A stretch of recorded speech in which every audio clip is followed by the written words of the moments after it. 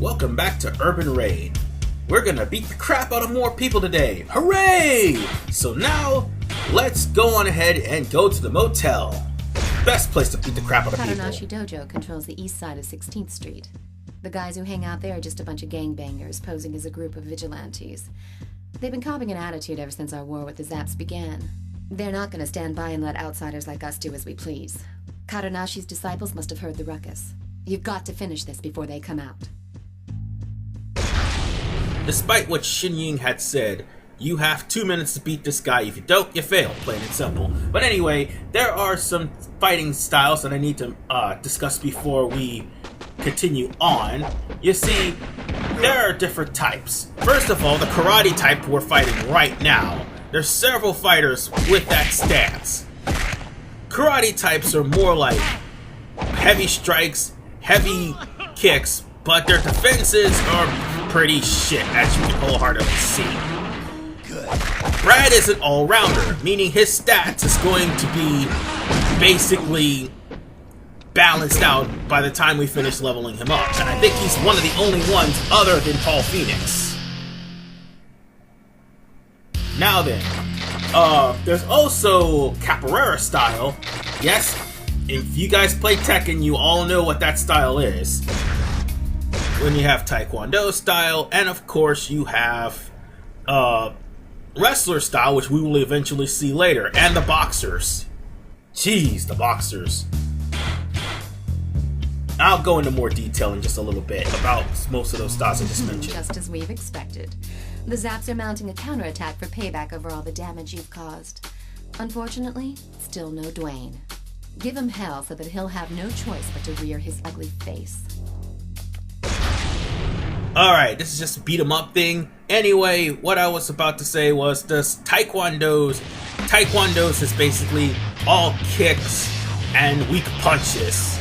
Capoeira, again, all kicks and weak punches. Except, they have high leg defense, much like Taekwondo, but their body defense is much lower than a Taekwondo artist. Anyway, there's also the wrestler, which they have strong grapples and strong strikes. However, their defense is also terrible. But the grapples are stronger than the strikes. And also the boxers is reversed. The punches are actually stronger than the kicks, and their punches are stronger than the grappling moves. But the boxers' defenses are worse than the I do believe the boxers' defenses is actually much worse than the wrestlers. The wrestlers are more durable, however, they cannot take a leg submission to save their lives. Now then, that leaves the guys we're fighting now, which are power types. We're going to be running into a lot of these smooks. In fact, we have been for like a couple of parts, except for that one guy we fought, which was a karate guy. The power guys, they're kind of more on the power side and more on the body defense, but their head defense and their leg defense is pretty damn terrible, as you can wholeheartedly see. And there's some of these mooks who already have low stats to boot, like that guy right there. Power characters are more like street fighting and more like strong strikes, to say the least. And the item we just picked up just so happens to be health, which you can only use once. And sometimes that's good that these enemies drop health that you can actually use. But then again, when it comes down to the actual challenges or time trials, you can't really use too much health for scoring purposes, because there'll be a negative bonus towards that.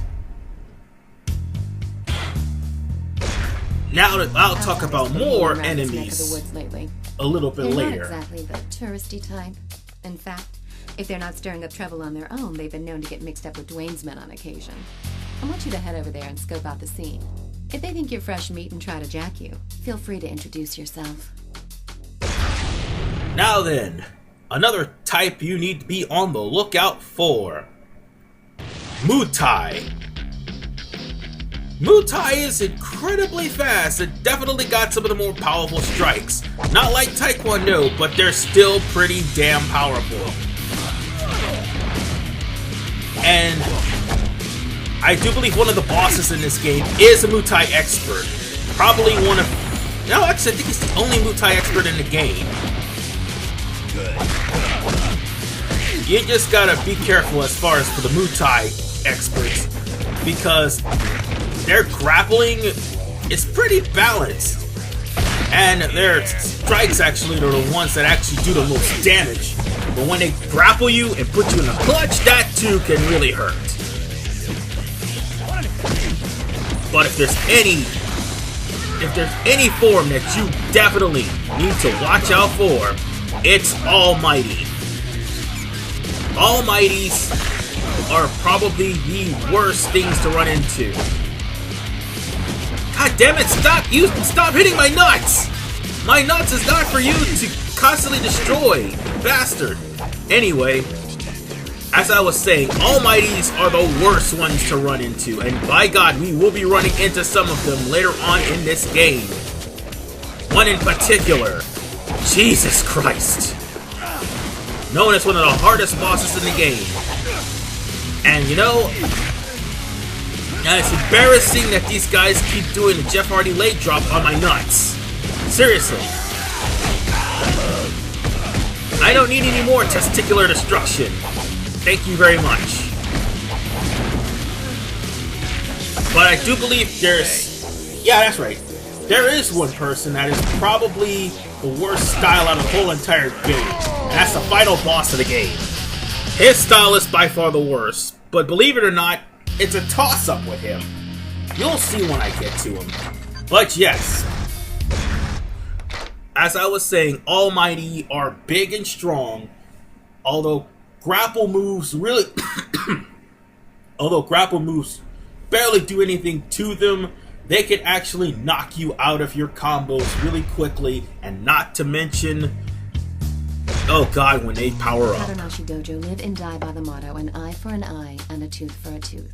So, it's unsurprising that they're still sore over losing one of their guys from the attack we staged. Personally, I think they had it coming to them anyways. Just karma from all the bad blood they've started. But it doesn't look like they're gonna want to settle this one out of court, if you get my drift. They got 3 of their best black belt disciples to settle the score. Normally I'd be a little nervous, but I think you can handle them. Well, I guess those karate guys really don't like the fact that I beat the shit out of their friend so badly. Then again, who would? Anyway, now we have introducing to diving strikes. It could definitely come in handy whenever you're in a very bad situation. Like for instance, 3-on-1. Or getting ganged up or attacked from behind. You really do need to find some leeway whenever you get ganged up, cornered, or more importantly, having to deal with Almighty. But be careful, when these guys reverse diving grapples or diving strikes, you will leave yourself wide open. But as I was saying about the Almighty's charging, the Almighty will be invincible while they are charged. So you might want to be careful about those guys, and that's basically all I have to say about the stats. Anyway, but when you're fighting 4 guys, or 3 guys, or 2 guys, and you have the diving ability available, by all means, feel free to use the diving ability. If you don't use the diving ability, then more than likely you're going to get yourself double teamed, or someone will catch your knee or catch you into a grapple. Well, that one's done. Now, since the hurt has been thinned, thin. Did I just say thin it? Anyway, since the hurt was thin, now it's time for me to go to town on this asshole. Funny thing, the med kits that I happen to have in my possession actually works as weapons as well. And I'll probably use part 3 to discuss more on the weapons. But for the time being, Time for me to finish this chump right here. Booyah! And it's so much better balancing out my stats. Because, as you can see, even though I'm not technically balanced, the fact that I could take more hits and deal more damage is good. Uh-oh. That's Glenn, the leader of the Hell's Legions. He's the kind of guy who's content to just kick back and let his underlings do the dirty work. It seems you have been underestimated. Mop up the small fry first and show no mercy. But when it comes to Glenn, maybe you should hang back and bide your time. No use provoking him now. That might even be too much for you to handle. That uh-oh means one thing. We're about to be jumped by bikers. Not good. Let's tear it up!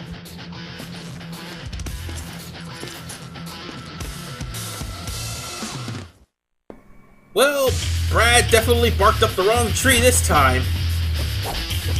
Now, see, here's the thing with this fight. This one's a little bit special. When you're trying to fight off Glenn's goons, you do not want to provoke Glenn. Otherwise, Glenn will make the fight harder. His defense has been purposely buffed for that reason. The fact is, you're supposed to take out Glenn's forces and leave Glenn be. You can take out Glenn, but if by chance you do beat Glenn, I don't think the mission will be completed. Instead, it would be a mission failure. But you may need to actually do some damage to Glenn to make him back off. Because once his goons start being in the yellow, or once you somehow inadvertently defeat, no, not inadvertently, once you somehow defeat one of his goons, well, he's gonna actually jump in himself. And he will try to take a piece, making it a 4-on-1 battle. Which, to be perfectly honest with you,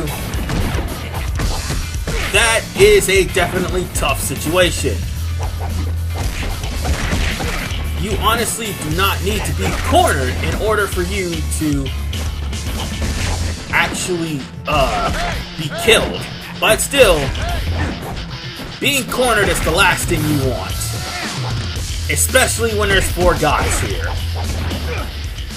Speak of the devil, here he comes, and the music changes really quickly. Yeah, the less I have to deal with him, the better. Yes, try to use your throws to do damage to other characters that just so happens to be in the way. Oh, my nuts! Please, stop attacking my nuts! I've already had one guy destroy them earlier! God damn it! But still, you might want to watch out for Glenn. Glenn definitely will try to use team-up moves with his party members, well, his gang members, sorry. And if anything, there's one thing you should watch out for, his special attack, which is that punch. Just for this mission, it is ungodly powerful, because you're not supposed to defeat Glenn. But I already took out his boys, so Glenn is just gonna have to sit back and watch as his boys go down in pain. Whew, that was close. Notice there's one stat that's not able to be upgraded. Well, the reason for that is we haven't unlocked it yet. That actually does get unlocked within a mission. And now, we go to a bar. Like you, Jake is a brawler who gets paid to bust people up. I hear he's officially on Glenn's payroll now. There was a time when it was a toss-up between Jake and you. But in the end, your rugged good looks got you the job. Not that I doubt you, of course, but all the same, get out there and prove to me that I made the right choice.